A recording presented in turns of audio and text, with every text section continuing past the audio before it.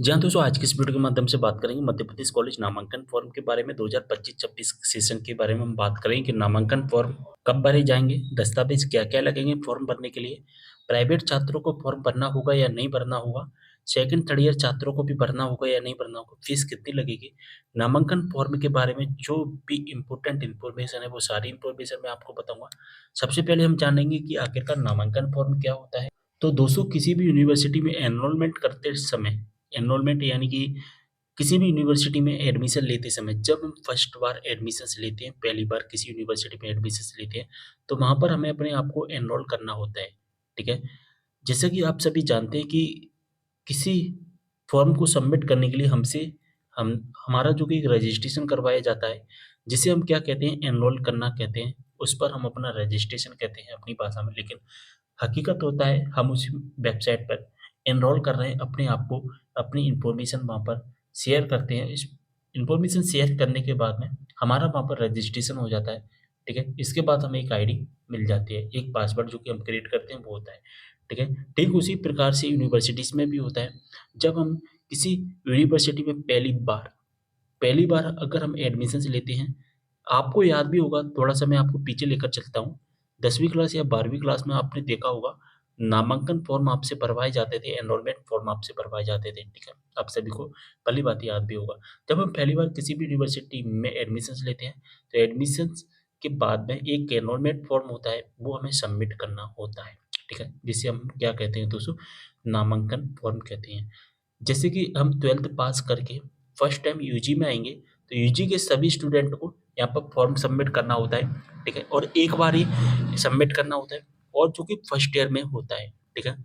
First year में होता है, सेकंड ईयर में नहीं होता, थर्ड ईयर में नहीं होता, फोर्थ ईयर में नहीं होता। इस बात का आपको ध्यान रखना होगा, ठीक है?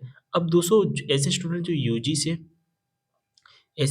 यूजी से पीजी करेगा, ठीक है? अगर आपकी यूनिवर्सिटी सेम है, जैसे कि आपने ए नाम की यूनिवर्सिटी से यूजी किया और ए नाम की यूनिवर्सिटी से अगर आप पीजी करोगे, तो आपको कोई एनरोलमेंट नहीं करना पड़ेगा पीजी में। आपका जो यूजी का एनरोलमेंट है, वही आपका पीजी में काम करेगा।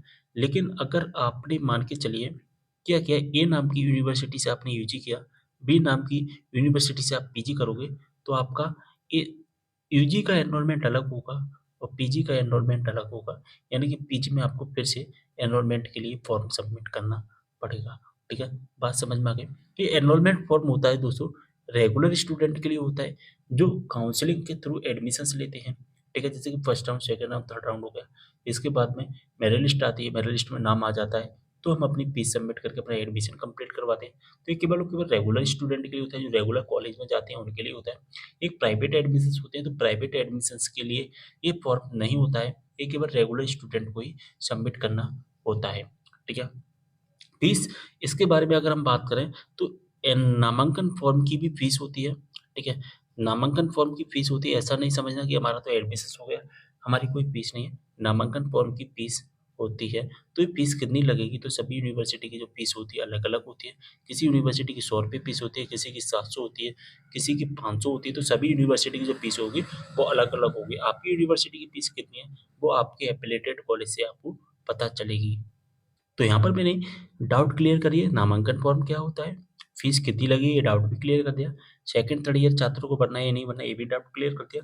प्राइवेट छात्रों को भरना है या नहीं भरना ये डाउट क्लियर कर दिया। अब ये 2 डाउट है हमारे, फॉर्म कब भरे जाएँगे, दस्तावेज़ क्या-क्या लगेंगे, ठीक है? तो देखिए दोस्तों दस्तावेज़ क्या-क्या लगेंगे, फॉर्म कब भरे जाएँगे इसके बारे में हम जानकारी देख लेते हैं अब। सबसे पहले मैं एक डाउट क्लियर कर देता हूँ, मैं जो आपको अपडेट दे रहा हूँ, वो आपको एमपी के स्टूडेंट के लिए दे रहा हूँ। एमपी की जो हमारी यूनिवर्सिटी है जैसे कि जीबाजी यूनिवर्सिटी, बरकतुल्लाह यूनिवर्सिटी, देवी अल्लाह यूनिवर्सिटी, बिक्रम यूनिवर्सिटी हो गई, हमारी छिंदवाड़ा यूनिवर्सिटी हो गई, जिसका नाम राजा शंकर शाह यूनिवर्सिटी है, देवी अल्लाह यूनिवर्सिटी हो गई, ठीक है? महाराजा छत्रसाल बुंदेलखंड यूनिवर्सिटी, बरकतुल्लाह यूनिवर्सिटी और 1-2 यूनिवर्सिटी और है जिनका एक अवधेश प्रताप सिंह यूनिवर्सिटी।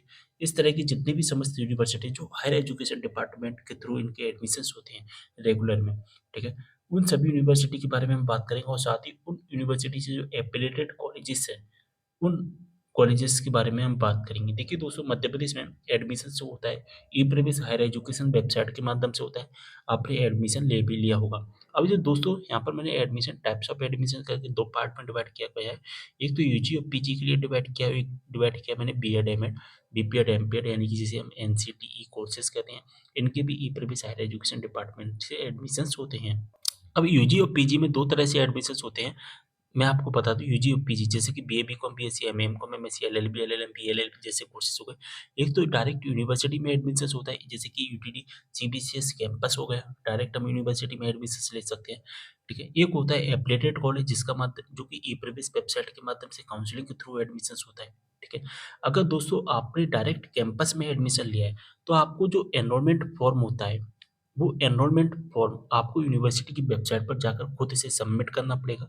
इसकी एक डेट आती है, इसकी कितनी फीस लगेगी वो आते हैं, वो आपको कहाँ से पता चलता है? वो यूनिवर्सिटी की वेबसाइट पर नोटिफ़िकेशंस के माध्यम से पता चलेगा। नोटिफ़िकेशंस निकाला जाएगा और जिस दिन नोटिफ़िकेशंस आता है उसके 1-2 दिन के बाद में आप उस वेबसाइट की जो ऑनलाइन वेबसाइट है, उस वेबसाइट पर जाकर आपको फॉर्म सबमिट करना पड़ेगा। ये फॉर्म कहाँ से कैसे सबमिट होगा, आपको क्या-क्या डॉक्यूमेंट लगेंगे? तो आपने एडमिशन्स के समय आपके पास में एक एप्लीकेशन नंबर आया होगा या जिसे हम कहते हैं रजिस्ट्रेशन नंबर, उस रजिस्ट्रेशन नंबर को फिल करना, अपनी डेट ऑफ बर्थ फिल करना और कैप्चा कोड का आंसर आएगा वो डाल देना और आपका पूरा फॉर्म ओपन होकर आ जाएगा। उसी केवल फिल करना है, सबमिट कर देना और जो फीस लगेगी वो आपको उसी नोटिफ़िकेशंस में दिखाई देगी। ठीक है। अब दोस्तों हम यहाँ पर बात करेंगे यहाँ पर यूनिवर्सिटी से रिलेटेड जो एफिलिएटेड कॉलेजेस होते हैं, उन एफिलिएटेड कॉलेजेस के बारे में जिनका ई-प्रवेश के माध्यम से एडमिशन्स लिया है आपने। अभी हमने बात की थी डायरेक्ट यूनिवर्सिटी कैंपस के थ्रू आपने एडमिशन्स लिए डायरेक्ट कैंपस में। लेकिन हम अब कैंपस में एडमिशन ना लेकर के अब हम एफिलिएटेड जो कॉलेजेस होते हैं उनके बारे में बात करेंगे। तो आपने ई-प्रवेश के माध्यम से एडमिशन्स लिया होगा, तो आपको याद होगा यहाँ पर आपको याद होगा कि आपने जब एडमिशन फीस सबमिट की थी, तो एडमिशन फीस के साथ-साथ में आपने एक फीस और सबमिट की थी, जिसे हम कहते हैं एनरोलमेंट फीस, ठीक है? क्या कहते हैं एनरोलमेंट फीस। तो आपने क्या किया, आपने तो अपनी एनरोलमेंट फीस सबमिट कर दी ना, तो इसका क्या मतलब है कि आपको अब कोई भी फीस सबमिट करने की आवश्यकता नहीं है। जब हम कोई भी फीस सबमिट नहीं करेंगे, तो हम कोई भी फॉर्म भी सबमिट नहीं करेंगे, तो अब आप सोचोगे कि हमारा नामांकन कहाँ से मिलेगा? इनका तो इन्होंने ऑनलाइन फॉर्म सबमिट किया तो इनका तो एप्लीकेशन नंबर वगैरह सब कुछ इनका तो ऑनलाइन डेटा है, ठीक है? ये ट्रैक भी कर पाएँगे, ठीक है? लेकिन हम कहाँ से ट्रैक करेंगे, हमें कहाँ से मिलेगा? तो कोई टेंशन लेने की बात नहीं।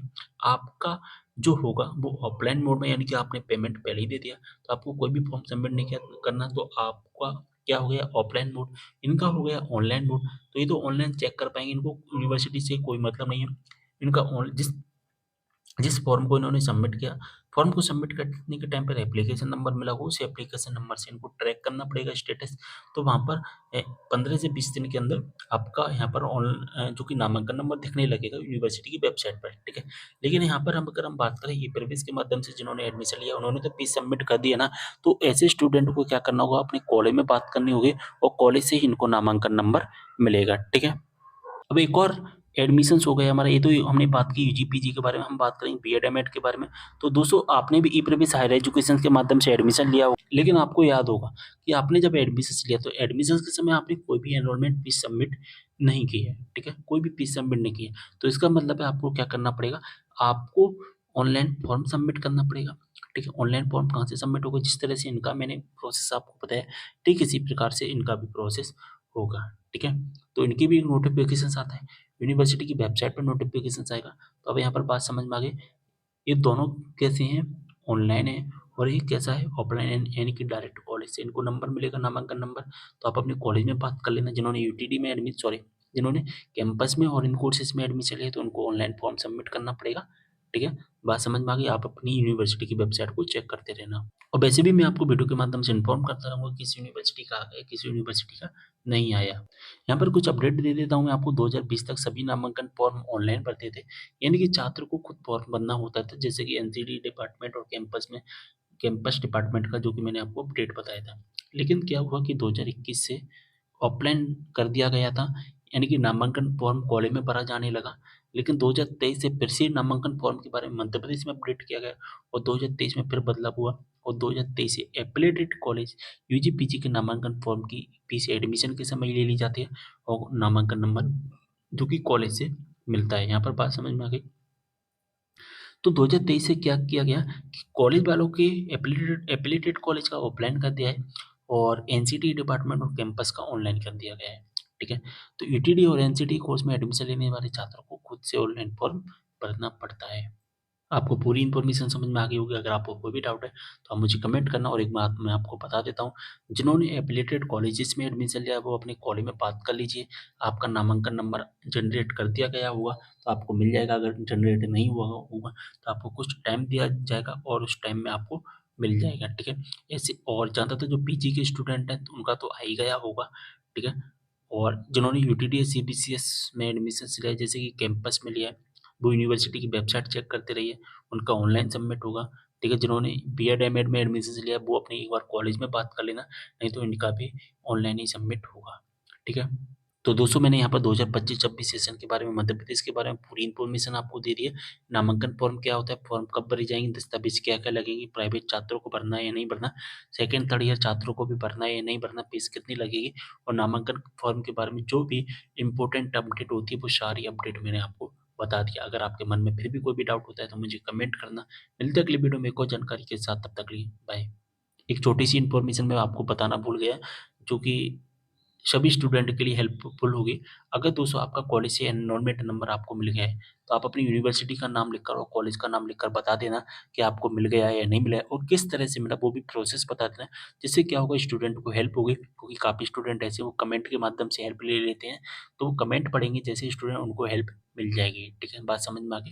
तो शेयर कर देना वीडियो को। मिलते हैं अगले वीडियो में एक और जानकारी के साथ, तब तक के लिए बाय।